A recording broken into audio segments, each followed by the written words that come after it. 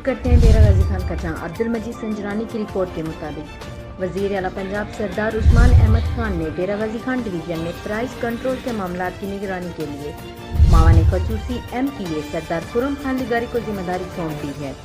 انہوں نے commissioner office میں اجلاس کی صدارت کی۔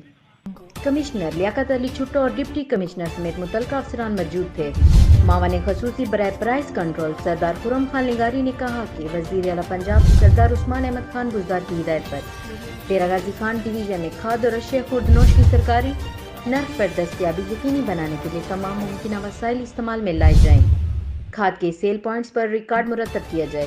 کمشنر آفس میں ویڈیو لنک اجلاس کی صدارت کرتے ہوئے انہوں نے کہا کہ زراعت کی ترقی کے لیے کاشتکاروں کی مشکلات کم کرنا ہوگی۔ دستیاب کھاد کو احسن طریقے سے کاشتکاروں میں تقسیم کرائی جائیں۔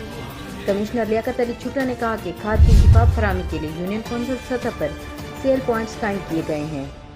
انہوں نے انتظامیہ کو ہدایت جاری کی کہ وہ کاشتکار کے رابطہ نمبر کے ساتھ کھاد کی فروخت کا باقاعدہ ریکارڈ مرتب کریں۔